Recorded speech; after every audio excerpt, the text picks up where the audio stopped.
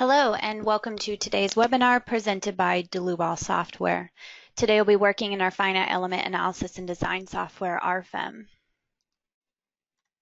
The topic for today's webinar is Introduction to the FEA program RFEM. My name is Amy Heilig. I'll be your presenter. I'm the CEO of the U.S. office and also a technical support and sales engineer, and we are located in Philadelphia, Pennsylvania.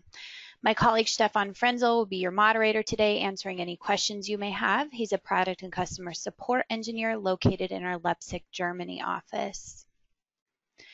If the control panel does seem to get in your way when you logged into this GoToWebinar, feel free to show or hide that with the orange arrow up at the top. We always want to encourage everyone to ask questions throughout the presentation. You can do so within this same dialog box. If by chance we don't get to all your questions, I will certainly send you a follow-up email afterwards.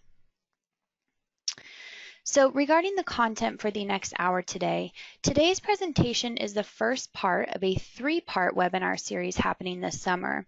So today we'll be focusing on the basics of the FEA program geared towards completely new users.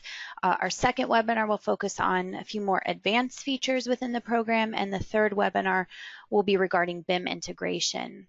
So I will explain RFEM, which is our main finite element analysis program, and the add-on module concept used for design.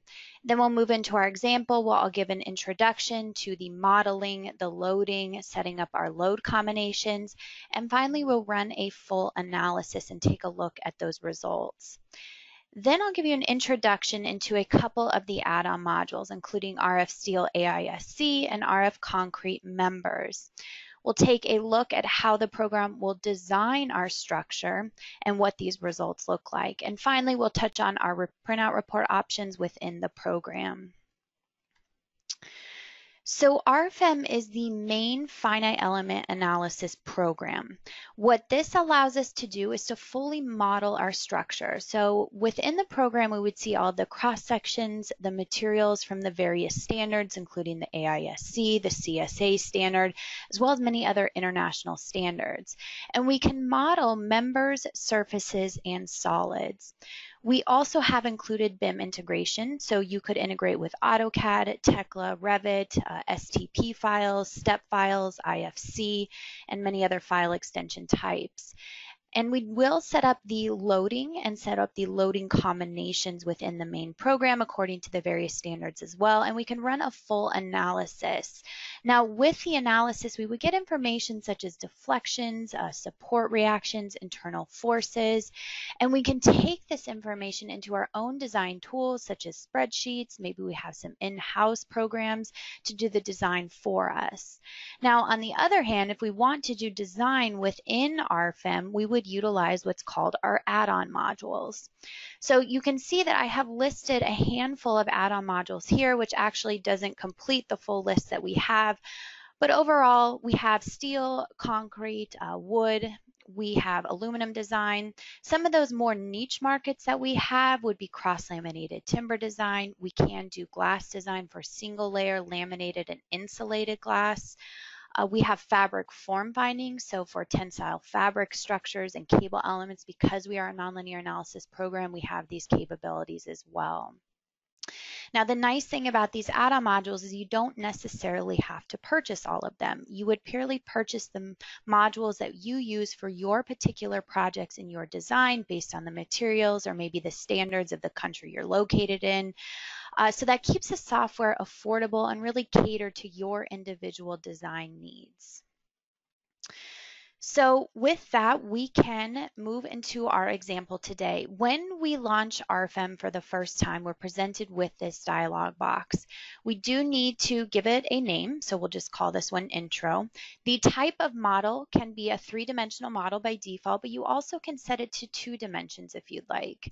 The orientation of the global z-axis is by default set to upward.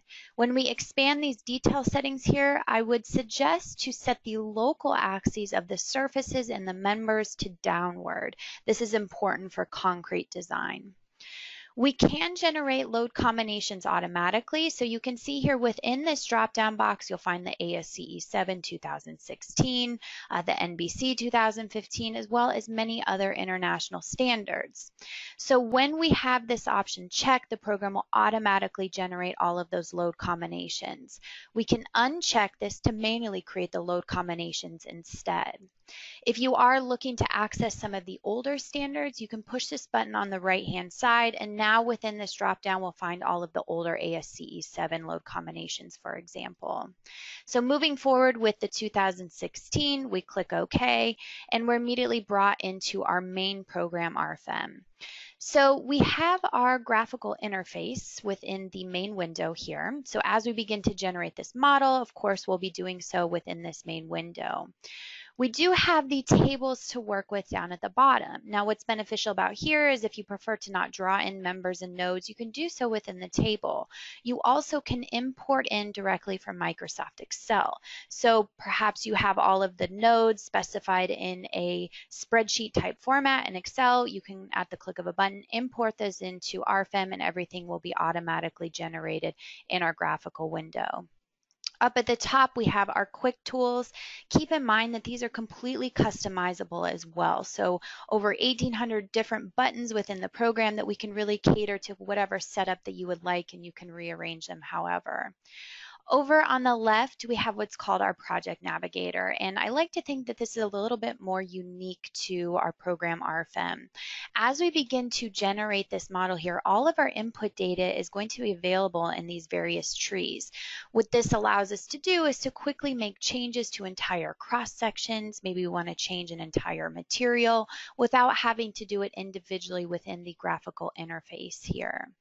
If we scroll a little bit further, this is our long list of add-on modules. So you can see why we have the concept only pay for what you use, because essentially you'll probably end up using relatively few of these for your specific design projects. Under the Display tab, this is going to control everything that we're viewing graphically here. We can turn on and off elements. A little bit later, we'll get into this results tree here so that we can change around exactly how we're viewing our results graphically. On the Views tab, it's empty right now, but we can create some user-defined views to quickly access them. And as we begin to generate the model, the program will come up with quite a few default view types as well. So to begin today, I want to right-click down at the bottom of the screen under Grid. I want to edit the grid, and right now the default spacing is set to 1 foot, which that's entirely okay. You can increase that or decrease that. I do want to increase the number of grid points on either side of the origin and set this at 100 because our structure is fairly big today. The object snap is exactly what it sounds like in comparison to AutoCAD. You can set midpoints, quarter points, parallel, partition points. Those are all available within this object snap tab. The guidelines would be project grid lines. That might be beneficial for column lines, for example, for a larger building structure. Background layers, we can import in DXF layers. This includes multiple layers at different elevations as possible as well. And finally, line grids. This might be beneficial to create a new line grid. It's a 3-dimensional option here. So instead of a 2D drawing grid, which we see in the background here, you actually have the option to create a spherical, cylindrical, inclined, or Cartesian 3D drawing grid.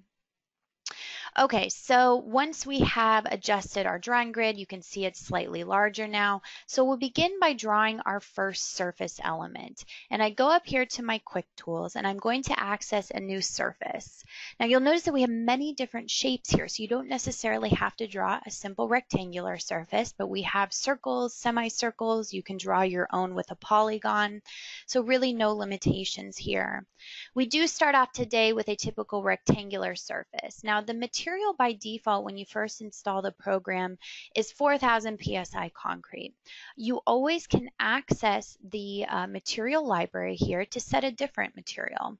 So you'll notice we have our filters over on the left where we can filter to concrete, to wood, to metal, and then Right here under the standard group, we can select the ACI. For example, we have the CSA standard if we would like to choose a different material under one of these different filter settings. One thing to take advantage of is what's called a favorites group. So you can create a new favorites group here, which will allow you to turn on and off all of these different materials. So that way you're not having to reset these filters every time or to scroll through long lists, but rather just activate the favorites group and then utilize that from there on. So today we will just be using 4,000 psi concrete. I set the thickness of my surface to 12 inches. The stiffness type is set to standard, so this would just mean that we have the same stiffness in both the local X and Y direction. Under this drop down, something else to point out that we do have orthotropic stiffness, so you can see a few of these different types here. When we edit the expanded settings, this will bring us into the surface type orthotropic. From here, we can choose one of these different options, such as hollow core slab, for example, where all we need to do is to enter in a little bit of dimensions. The program will automatically calculate the stiffness matrix for us, and we can actually view it within the program. So quite a few options, such as a waffle slab, a trapezoidal sheet for maybe a ribbed metal roof. So you can select those here if your stiffness is varying in two directions. For today, we're sticking with the standard stiffness, and we click OK. My first point that I'm going to click is at the origin, and then I'm going to set my first surface at 40 feet in length and 25 feet in width. My second surface begins where I ended that previous surface, and we're going to snap to a point here that is 40 feet wide again and 23 feet in width. So the surface over on the left, I'd actually like to extend it out in a semicircle in the front. So how I can do this is just by drawing a new line element. Now a line element makes up the boundaries of these surfaces. So I can go up here to my tool to choose a new line.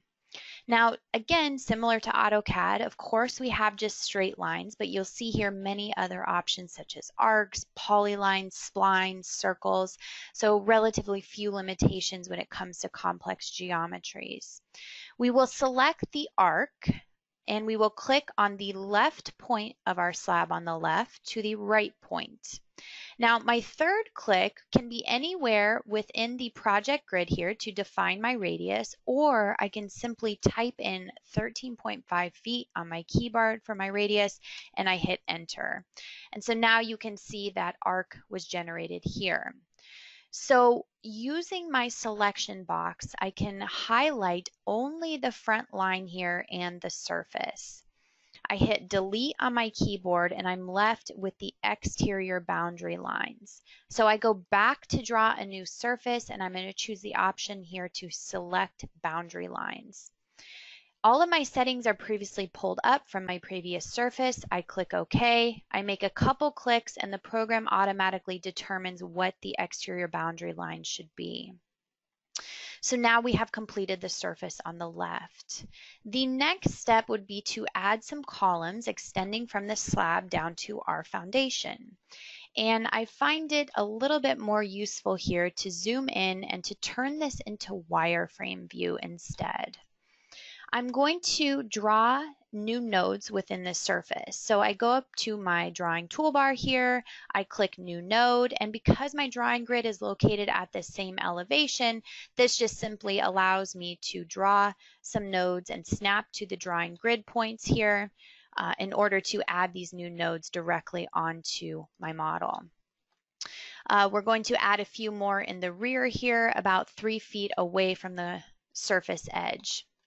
Okay, so once we have completed these nodes, I want to draw a new member. Right next to the line element is the option to draw a new single member. The member type by default is set to beam. So a beam is just anything that's a typical beam, a typical column, but you'll notice many other member types available to us here, such as tension only, compression only. We do have cable elements because we are a nonlinear analysis program. We will visit rib elements in just a minute, but for our columns, we'll leave this as a typical beam. We want to generate a new cross-section, so we access our cross-section library. When I access the cross-section library, you can see here that my rolled sections and built-up sections are available on the left. So this will have the availability to pull open all the different sections from the AISC standard, the CSA, Eurocode, many other different options there, which we'll visit a little bit later on when we get to our STEEL members. The rest of the members here are parametric. So what that means is that we can simply type in the dimensions of the cross-section and the program will automatically calculate all the cross-section properties for us. So that includes our parametric massive section for our concrete column, and we will set this to 15 by 15 inches. The material is also set here. We still want to utilize 4,000 PSI concrete, but you can always access your material library to change or add a different material. I click OK. Keep in mind that the member hinges or the member end releases are also defined within this same dialog box. So when we have this set to none, that means that the member will be fully fixed. But we always can create a new member end fixity here, and you'll see our 6 degrees of freedom. The program automatically assumes that we probably want to release the moment in the local Y and local Z directions. We also have partial fixity here, and we can take advantage of the geometric nonlinearity within the program, such as plastic hinges, slotted joints. Maybe you want to define your own partial activity. That's all possible with those nonlinear options. For today, we want our columns to be fully fixed, so we'll leave these set to none. So when I click OK, I do have the option to maybe change around my drawing grid orientation here and to snap from one point down to the other. But instead, I'm going to utilize this feature within my small dialog box where I can define the length and the direction of my member. So I know my column height should be 15 feet, and I want to define these perpendicular to the work plane in the negative direction. So now what this allows me to do is to snap to those nodes that I've just created, and essentially I don't need to define the length and the direction because it's automatically done for me. So we can turn this into rendered view to see a little bit better view of this. So now we have all of our columns framing into the slab on the left-hand side. Now I'd like to make a copy of all these columns and this slab to the other side as well. So of course we can use the Move Copy tool, but we also have a mirror tool within the program, again similar to what we'd see in AutoCAD. I can highlight my slab on the left-hand side, including all of my column elements, and we can see that they are highlighted in red, and I utilize my mirror tool up at the top of the screen. For this, I can create a copy. I'm going to mirror about the global YZ plane, and then I can just simply click a point on my model to mirror about. Now, because of those snap settings, the program recognizes what's the midpoint of this center slab here. The coordinates are automatically populated. I click OK, and now you can see the slab element generated on the other side. Okay, so we'd also like to add in an opening to the center slab. We eventually want to add on a second level story, so we need some type of opening for a stairwell, for example.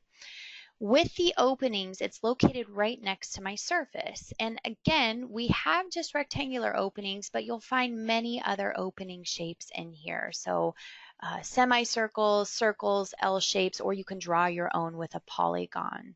For today, we will utilize just a rectangular shape, and it might be a little bit beneficial here because this is a little bit difficult for you guys to see, to turn this into wireframe view. And I'll just simply snap one point on my drawing grid to the other point, and now we see this opening generated. Turning it back into rendered view, we can see it even better. So this is a pretty long span for our center slab here. What I'd like to do next is to draw what's called rib elements. These rib elements will be dropped below this slab, spanning from my columns on my left to my columns on my right.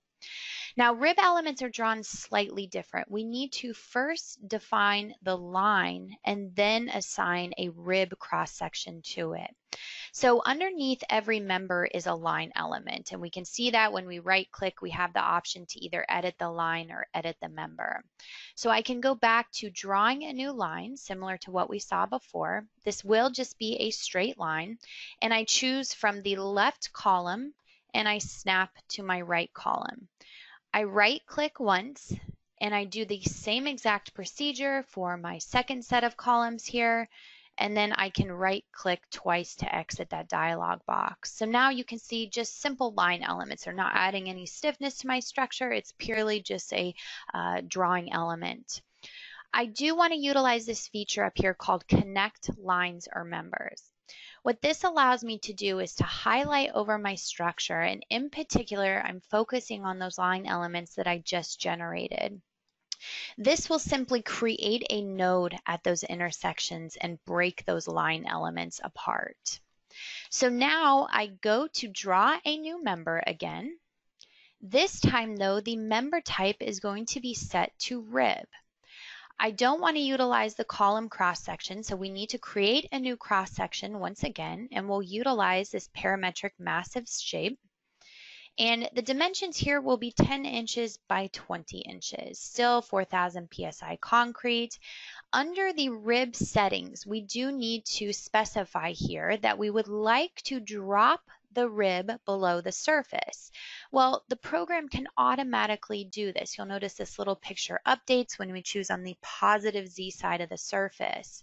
So the program will automatically place those little rigid links at every FE mesh point to drop that beam below the thickness of our surface. The program can also auto-detect the effective width and which surface that should belong to. Now, we do need to specify the effective width distance. That can be set to L/6, L/8, or we can manually enter it in as 3 feet, for example, on either side. So when I click OK, I just need to simply click on these line elements that I just generated. So we do so at the front of the structure, and we do so at the rear of the structure. And now you can see those rib elements dropped below the thickness of that surface to support that slab spanning from column to column. Okay, so we are now complete with our first level here, and we would like to create a second level. It actually is going to be almost identical to what we're seeing here. So an easy way to replicate our first level is just to highlight everything with my dialog or with my selection box, and I can zoom in, hold down my control key on my keyboard. I grab my bottom left node here, and I can utilize what's called our drag and drop feature. So the drag and drop feature is very useful for quickly making a copy, or you can move something with the drag and drop by not holding down the control key. Now we have an identical copy for our second level here. What I would like to do is to delete this opening, so all I need to do is to highlight it graphically. I hit delete on my keyboard, and I'm just left with the boundary line elements and nodes. I even can hold down my control key to select those two nodes, hit delete on my keyboard to clean that up a little bit further. So the next thing we'd like to do is to create a couple of steel trusses spanning in my second level opening here, maybe to support our roof deck. Well, we typically could go in to draw a new member. This time we change a cross section and material to steel. But we also, under the tools option, have some model generators here. So within the generate models for members, or you can utilize surfaces as well, but under members we have 2D trusses, 3D trusses, 3D halls. We even have a stairway generator. So this is just a way to take advantage of the program automatically generating these elements for us. So today we'll utilize this 2D truss option. Up pops my dialog box, and I just need to specify the type of 2D truss. So we'll select a flat truss from our list. We also can specify the way that our diagonals are laid out, or our web members. We set the number of bays to 6 total. The total length, if by chance I don't know what this span is right off chance, no problem. What we can utilize is this arrow over on the right and to choose the measure function. With the measure function, I'm brought back into RFEM and I can left click on the left side of the structure and click on the right side of the structure, and the program will automatically measure that for me as a total of 40 feet. I need to specify the depth of the truss as 3.5 feet, and then the first span is set here by simply taking the 40 feet divided by the total number of bays, so you can adjust that if you see it necessary. Now you'll notice that my cross sections are also set here for my cord and web members. We've only defined concrete in the model so far, so we certainly don't want to create a concrete truss here, but rather we'd like to access our cross section library. So we pull this up, and this is exactly the same dialog box that we've seen before. This time though, we want to pull up our I rolled sections. So over on the left, we have again our filters. We can specify the AISC. You'll see here the CSA standard. Again, many of those international standards. So if you have an international project, all of these cross sections and materials will automatically be included within RFEM. Moving forward with the AISC, you can see the long list of W shapes available to us here. Again, we can utilize a favorites group if we want to just add a few cross sections to a favorites list that we utilize quite often, so we're not having to filter through this long list every time. For today, I will choose a W8 by 28 for my top and bottom cord. The material, by default, the second material is going to be A992 when you first install the program, but again, you can always access your material database here to find all the other steel materials available to us. I click OK, and we are presented with our cross-section parameters here. I click OK once again, and now we can see that W8 by 28 is available to us. Well, we can now specify that for the lower cord as well. As far as the diagonals, same concept. I just simply want to go back to my cross-section library, my rolled sections, and this time I want to choose a smaller section, a W4 by 13. I click OK. So we want to set this as the cross section for both web members here.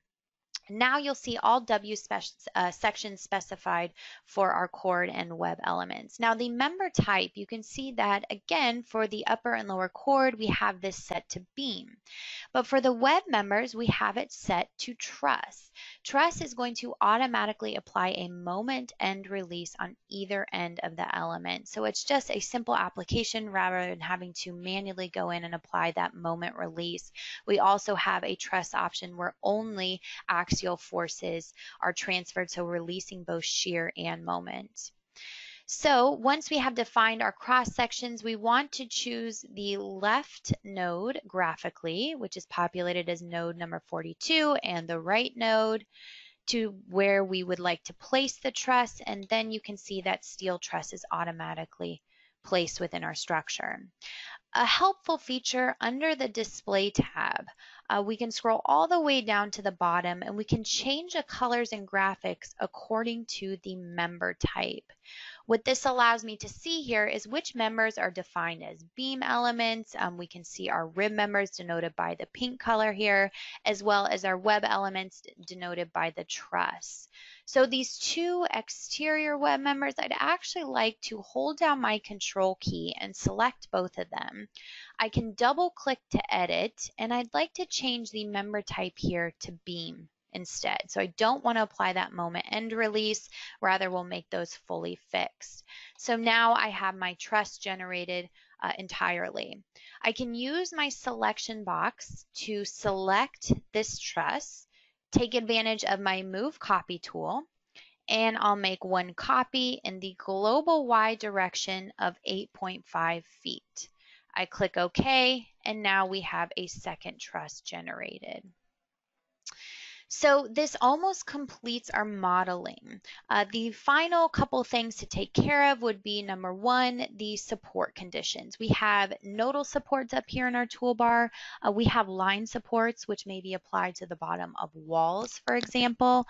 We have surface supports. So this might be beneficial for a surface slab on grade where we can define the soil properties and then the program will apply spring stiffnesses for us. For today, we want to utilize the new nodal support. We do have a few default options in here, including a hinge type application, as well as a rigid support. We can always create our own as well. Now, this dialog box should look fairly familiar because we saw almost the same layout for our member end releases. We have 6 degrees of freedom where we can fully release or fully fix these, partial fixity here. And then again, those geometric nonlinearities within the program allow us to set friction supports, partial activity, yielding, tearing are all possible within these nonlinear options. For today, taking advantage of the fully rigid support, I can click OK. And I orient my model here to drag my selection box across the bottom of the model to apply the fixed nodal supports there. Okay, so the final thing to do before loading is under Calculate FE Mesh Settings.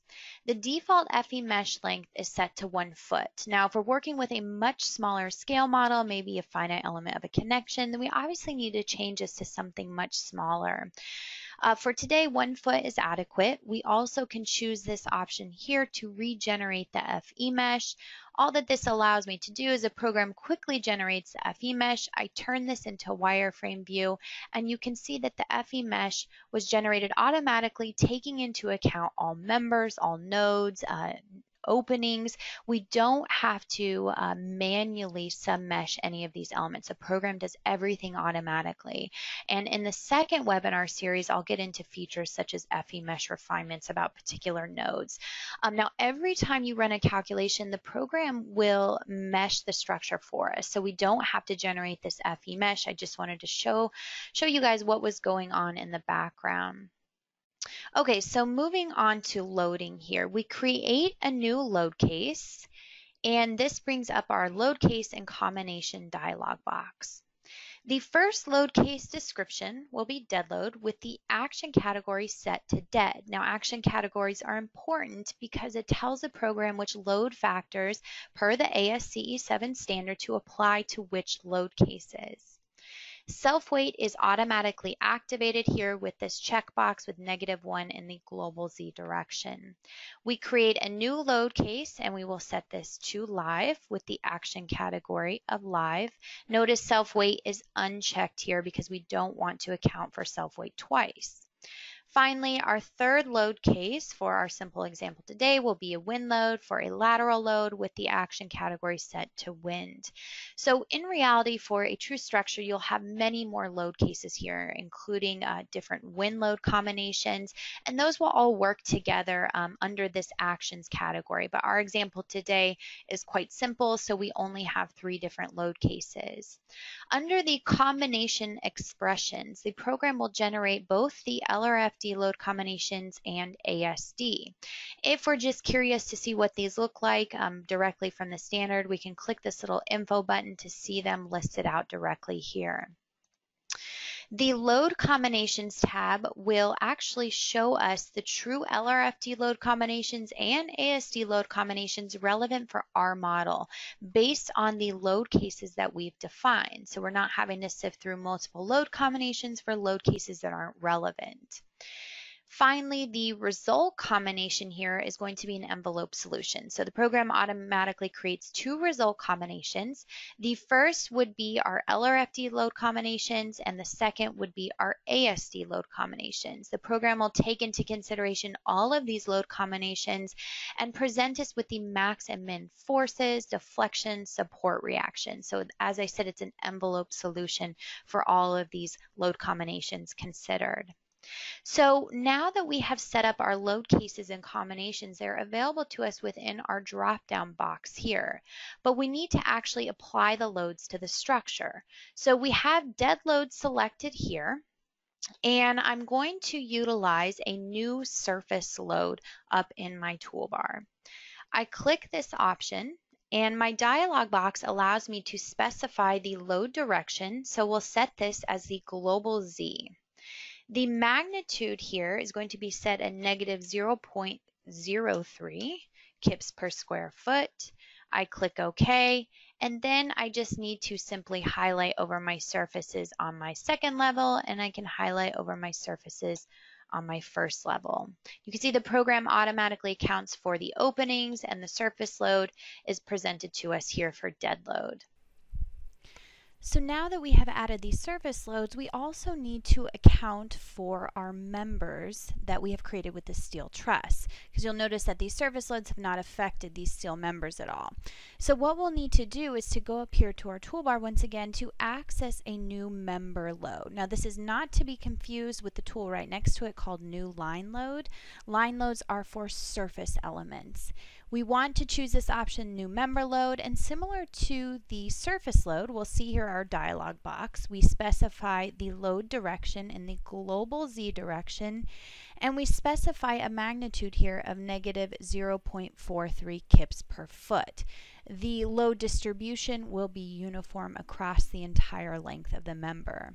So now I can click OK, and you'll notice here that I can just simply click on the top chords of all these members. If we have a little bit difficulty seeing this, we can always switch around our view here, and maybe we zoom in a little bit further and we continue, or actually I just lost that dialog box, but we can right click to choose repeat new member load.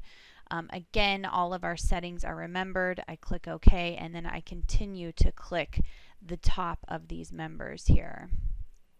So now that we have completed the member loads, you'll notice that they'll now be displayed along with the surface elements shown within the model here. So now we want to move on to our next load case. Now for live load, we'll follow the same procedure for our first floor here. So we can create a new surface load once again. In the global Z direction, the only thing I'm going to change is the magnitude at negative 0.1 kips per square feet. I click OK, and I can highlight my selection box over that first level. Now for the second level, I want to maybe assume that I don't want to apply a live load at the entire surface element. Rather, maybe we have some type of corridor here where maintenance can access the roof equipment. So we'd only like to apply that live load on that particular corridor. So how can we do so? Well, the first thing I'm going to do is to create a user-defined visibility of only my second level, and I choose that with my selection box, and then I choose visibility by selected objects. I turn back on my grid, and I'm going to utilize this option here to set the origin of the grid work plane to the upper left corner. So now you can see that drawing grid is just located at my second level instead. Okay, so for my live load, I want to utilize what's called a free load. A free load is where you can apply a load to only a partial area of a structure. We can utilize a new free rectangular load. Now, the advantage of a free load is that we can project it onto multiple surfaces. So let's say you have a multi-level story building and this live load corridor occurs on every level. Well, at the click of a button, by leaving these set to all surfaces, we can project that down onto every single level. For today, I want to graphically only select the upper surfaces to apply this to. It will be applied in the global Z direction. The magnitude will be set to negative 0.02 kips per square feet, and then I can graphically select where this corridor should occur. So my first click is going to be on the left side of the structure, and my second click is on the right side of the structure. My coordinates are automatically populated. I click OK. And so now you can see that live load applied only to the particular corridor along that second level there rather than the entire surface. So I can turn off my drawing grid. We can cancel out of this visibility mode to see both live loads acting together here. Okay, so for the wind load scenario, under the Tools option, Generate Loads, from snow loads and wind loads. These are a couple of load generators, but keep in mind that we do have the ASCE 7 here.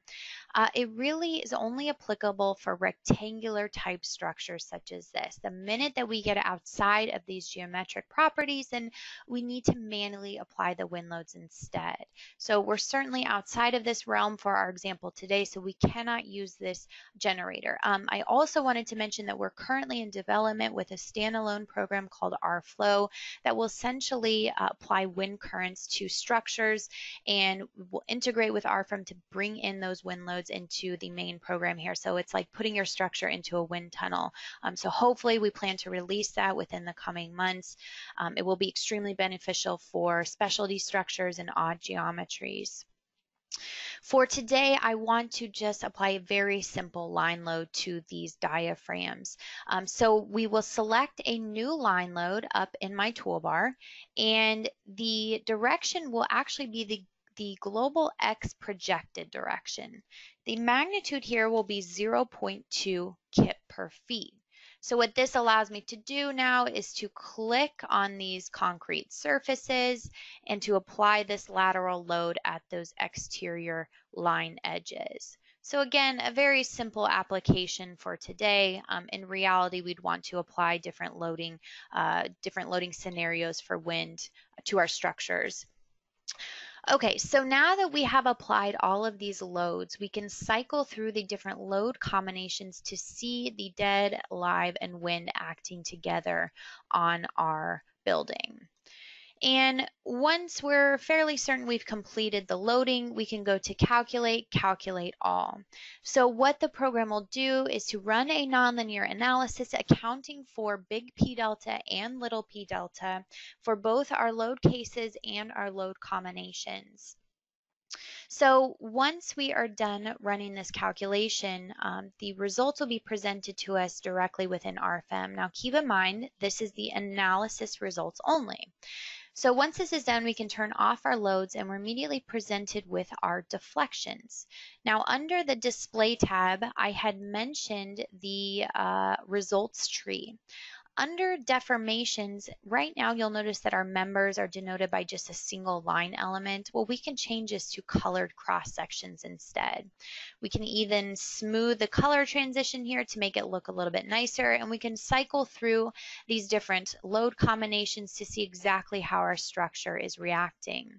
Under our panel here, we can decrease the deformation factor, but this just gives us a sense on if we accurately applied these loads to our structure and if we're seeing exactly what we would expect under the applied loads.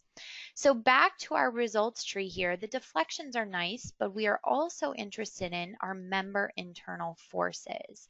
So I can activate this tree, and maybe I zoom in here to display my rib members and a few of my columns. I can activate the axial forces, for example, which would be important for our column design. We can take a look at shear forces, which would be more important for our rib design. We can look at bending moments for the strong axis as well as the weak axis. For any one of these members, we can always right-click to view the results diagram. So what this gives me is information on the internal forces and deflections that I can activate or deactivate along the member length in a bit more detail.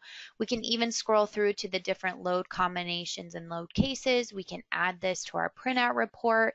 We can export directly to Microsoft Excel. So this might be important information if we wanted to do design outside of RFEM. In a similar manner, we have our results for our surfaces here. So again, what you're going to be presented with are internal forces for moments. We have our shear forces, for example. We have axial forces, and this would be the information that we'd want to, again, utilize for design of these concrete surfaces. We also have support reactions, of course, for all of the different load combinations. Now, all of this information is available to us in table format as well. So you'll see here under the node support forces, well, this would be our nodal support forces that we're viewing within the background here. Notice everything is synced up with RFEM in the background, so you'll know exactly which support reaction you're looking at. Same thing with member internal forces. I can click on anywhere within this table and the program will automatically show me where that controlling internal force is within RFEM. So again, you can export this to Microsoft Excel for design with your own tools. So that is a clear distinction of what RFEM alone is for the analysis portion. But now I want to show you a design within the add-on modules. So what we'll start off with is design here of one of our steel trusses. So I'm going to orient this model and to highlight my steel truss here with my selection box. And I'm going to create a visibility by the selected view. So you can see here that only the steel truss is selected. I can right click to turn off the hidden objects in the background, and now we have a nice view of only that steel truss. I would like to design these web members and the top cord. Now notice the top cord is broken into smaller segments here, but that's not a problem. We can design this as one continuous member with what's called a set of members.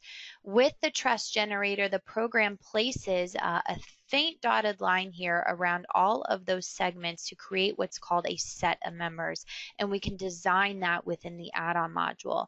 You also can select multiple segments, right click, and create a set of member yourself.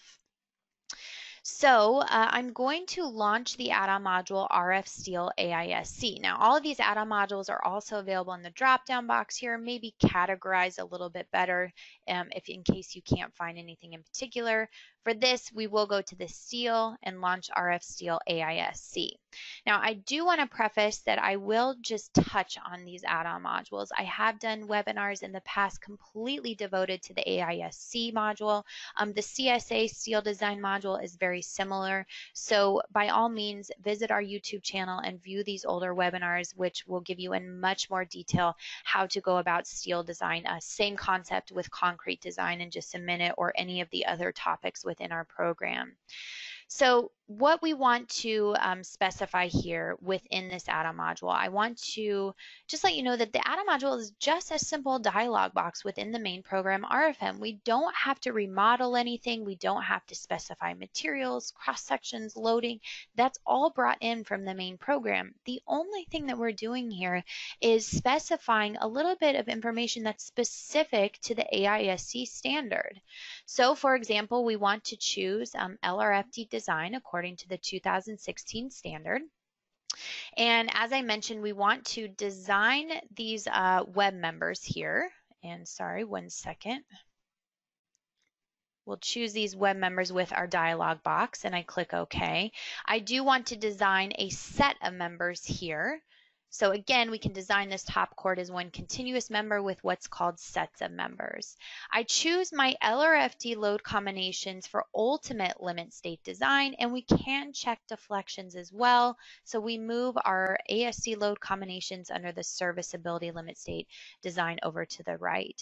Then it's really as easy as just moving down this list. So again, the materials are brought in from RFEM.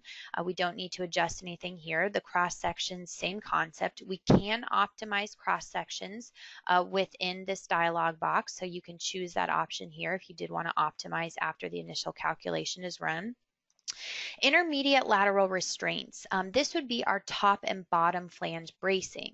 So we want to assume for our top cord here that perhaps the roof deck might be bracing the top flange only. So we can set this by first going to this option down here at the bottom, set input for members. And instead of choosing all here, this allows me to select multiple members, which I can do so graphically. I click OK. Then I can specify a lateral restraint But notice in this drop-down box, I want to set this to the upper flange only. So this little picture over here updates, and we're going to assume that our roof is maybe screwed in at every 1 foot spacing. So we add in enough intermediate lateral restraints here to account for essentially that spacing of the upper flange only, and you'll notice that it's populated for all of those members at once. So instead of having to individually go in there and specify that for each member, we just took care of all of them. Now, the rest of the members here would be my web elements. Now, notice that the table, again, is synced up in the background so I can see exactly which member I'm looking at. We don't want to apply any lateral restraints for our web members. The effective lengths for both the members and the sets of members. This is going to be the unbraced length for buckling about our strong axis, our weak axis, flexural torsional buckling, effective length factors. So all of these can be accounted for, adjusted here. The program will default to the full member length. Now, the lateral torsional buckling, this is something that's a little bit more unique to RFEM, is that we're actually going to run an eigenvalue analysis in the background.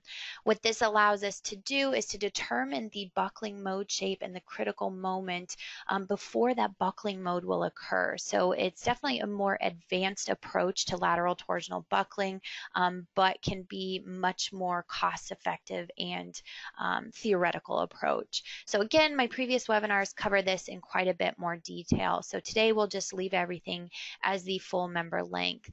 The serviceability data, this is where we can check deflection. So if I'd like to include my web members here for deflection checks, I can graphically select them once again. You'll notice that the length defaults to the full member length. I also want to choose my sets of members for my cord element, and I click OK. Now, underneath the details settings and under the serviceability tab, this is where we set our limiting deflection ratio. You can see it's set at L over 360 by default, but by all means you can come in here and adjust this accordingly. So now that we have completed all of the input data within this module, we're finally ready to run our calculation. Now notice that this solves within a split second because we already have all of the internal forces from the RFEM calculation. So we're just simply bringing them into this add-on module, applying the AISC equations, and then ultimately we're going to give you a code check. So we're presented with our results table still within this add-on module. Notice you can view design by load case, design by cross-section. In this particular instance, we only have 2 cross-sections. We can view design by sets of members or design by member. As we pull down the add-on module, notice that everything is synced up in the background. So as I'm clicking within this table, you'll notice the member I'm looking at is highlighted, and that red arrow refers to the controlling internal force for that particular check.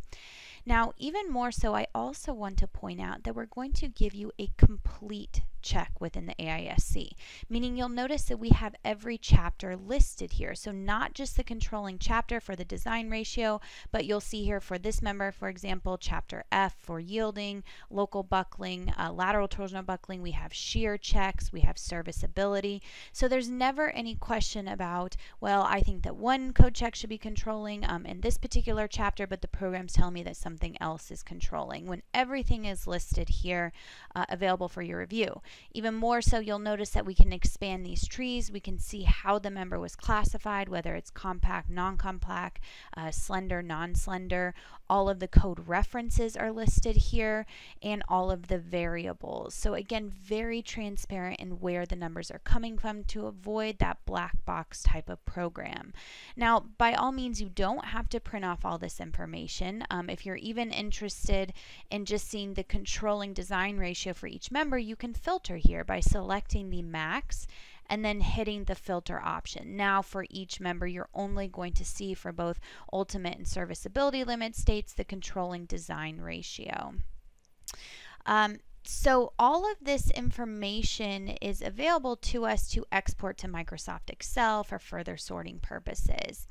The one thing that I did want to point out, remember that I mentioned the eigenvalue analysis for lateral torsional buckling. Well, if we take a look at the stability analysis here for our results within this particular member shown in the background, this is for our top chord set of members that we designed. We have this option for the stability check to view the mode shape. So I can zoom in here, perhaps I can decrease this factor just a little bit. This is the buckling mode shape for lateral torsional buckling that the program has calculated. So ultimately with this mode shape we're going to come up with the elastic critical moment for lateral torsional buckling listed here. So a little bit more of a theoretical approach rather than just using the general formulas from the AISC to come up with this value. Now ultimately you're going to have quite a bit more control over intermediate lateral restraints, and this will be accounted for with this theoretical approach. So maybe we get a slightly higher capacity here than what we'd normally see with just those typical analytical equations. Now, all of this information is available to us graphically back in RFEM as well. So if I hit the graphics button here, I'm brought back into RFEM. Now notice I'm still technically within this add-on module here, RF-STEEL AISC. I'm just viewing my design results, my design ratio back in the main program. So perhaps under this panel, we decrease our member diagram. So you'll see where the controlling ratios are for ultimate limit state, as well as we can turn on for serviceability limit state, which you can see here is quite low. Under the display options, as we saw before, we have our results tree here. Well, under the members tree, we can actually change this to without a diagram. So maybe we want to see just colored lines here, or we can change it to colored cross sections and use this in conjunction with our color panel over here on the right. Again, you can add all of these pictures to your printout report for your design per the AISC. Okay, so let me cancel out of this visibility mode. I'm going to turn off my results here, and we will go back to the normal view of our entire structure. So the final module that I want to show you is the concrete module, and we can see that within RF concrete members. So we can launch RF concrete members here within our project navigator, and you'll notice that this dialog box looks almost identical to RF-STEEL AISC. So once you get a handle on one module, all the modules have the same look and feel to them, of course, with just some variability depending on the material or the specific design code. We select the ACI 318. You can see here the CSA A23.3 is also available. We choose our strength limit states. Our strength limit state tab, we want to choose our LRFD load combinations and move them over to the right-hand side. The serviceability, we can choose our ASD load combinations and we'll move those over to the right-hand side. So under the materials, again, this information is just all brought in from RFEM. We have our cross sections, again, brought in from the main program.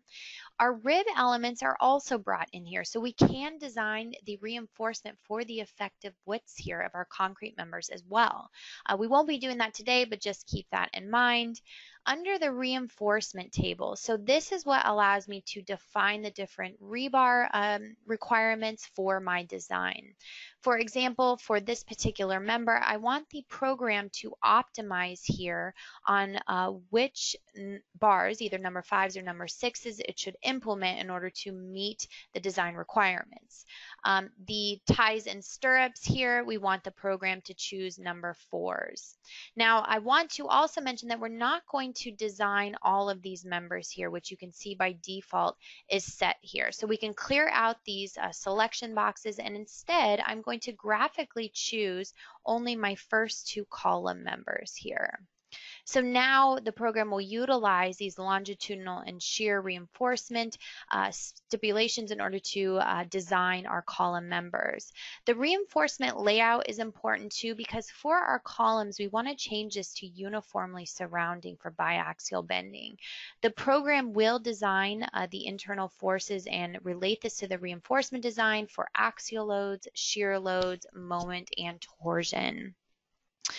The next couple tabs are really just specific to the AISC. So some default settings are within here. It'll adjust reinforcement spacings, maybe minimum reinforcement requirements according to the ACI standard. And finally, we have our serviceability tab. So we can design according to crack width. We'll let you know if you are exceeding the crack width based on the value set here within this drop-down box, which is set by the ACI committee. Maybe we want the limiting crack width to be 0.12 inches. We also can take into consideration spacing considerations of the ACI reference in order to limit crack width based on our shear spacing. So the program can also account for that. We can activate the deflection here. So you'll notice I now have a new deflection data table. Again, this is similar to what we saw within the AISC module. We're just going to limit this to the deflection ratio of L/240 for our concrete members.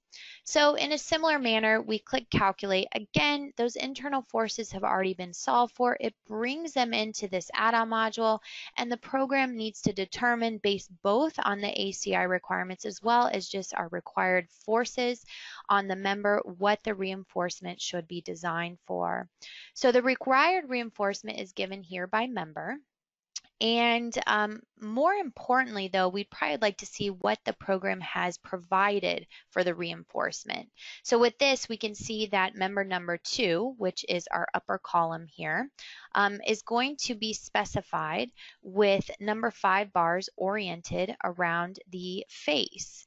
Well, when we take a look at the lower column here, we're going to have significantly less reinforcement, of course, because our loads are relatively lower. So that's what the program's doing. It's essentially taking the required reinforcement, and then it will produce the provided reinforcement based on the reinforcement data that you have selected back on the previous tab. We will check serviceability as well. Again, that's including that crack width. It's also including deflections, and we'll give you a ratio check here. We can view this information graphically back in RFEM just like what we saw with our steel members. So maybe I create a user-defined visibility with only my 2 columns here, and I can zoom in. I'm right now currently looking at the required reinforcement. So this is based on the applied loads. Now, if I overlay on this the provided reinforcement, this is what the program has determined that it can implement into these columns in order to meet the required reinforcement. So inevitably, the provided is greater than required, which is what we should see graphically here. You also have the option to turn off these graphs and to turn on the reinforcement rendering. So this might be nice if we cancel back out of our visibility mode here, just to see how this ties into the rest of the structure. So that really is a quick introduction to concrete member design. Of course, we can also design these surfaces for reinforcement, but again, many other YouTube channels related to ACI design that would be relevant for a much more in-depth design introduction into these add-on modules. The final thing just to show you guys is the printout report, which we can access this within our table up here, our tools. We can go to current report printout. Now the program does have a few default options for a template, so we can take advantage of this, but just know that you can create your own report template as well. So once you have your report set up the way that you would like for all of your projects, you can go up here to settings and to save a new printout report from your current printout report, and that way you don't have to adjust the data every time. So you'll notice that a completely separate application opens up here. We have our table of contents located over on the left. As we click on these different table of contents, the program will sync that up to whichever table we want to view here within the printout report. Now, if I collapse these trees, the program's also putting all of our design result information from our add-on modules here. So this includes a few pictures from RF concrete members. So keep in mind that although these couple of pictures were implemented within the printout report, by all means you can add pictures which will automatically be updated if any changes take place within the model. If by chance you don't want any of this information within the printout report, for example, nodes, maybe that's not of interest to you, you can always right-click to remove from the printout, and then the entire printout report will automatically refresh once you make those changes. Under the settings, under the edit selection, this will be the ability to turn on and off all of the different input data and output data for your model for the printout report. So like I said, once you get this set up the way that you'd like, maybe you add in your own header with your own company logo here, you can save a template and utilize that for all future projects. So that will conclude our webinar today.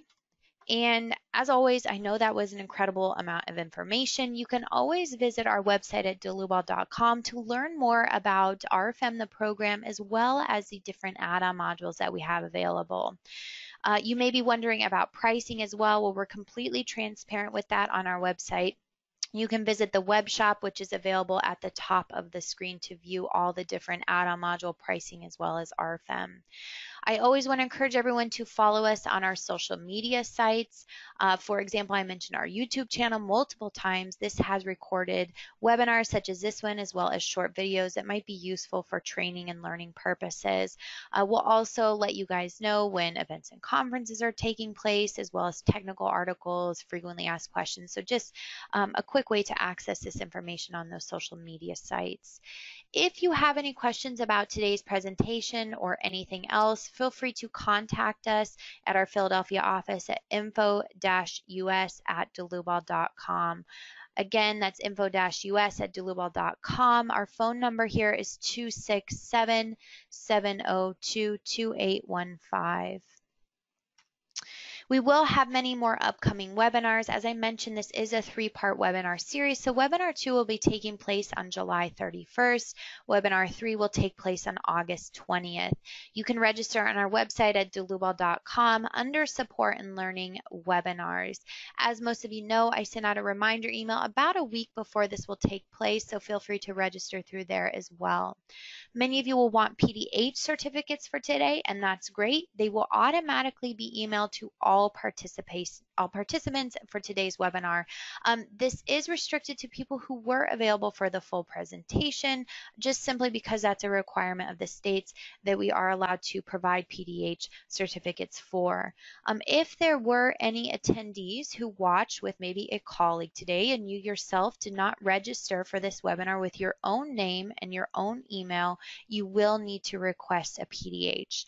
So you can do so at info-us@dlubal.com. So again, if you yourself did not register for this webinar, feel free to go ahead and send in a PDH request to this email address shown here. And with that said, I want to thank everyone for attending today, and as always, I hope to see you at our next webinar. Thank you.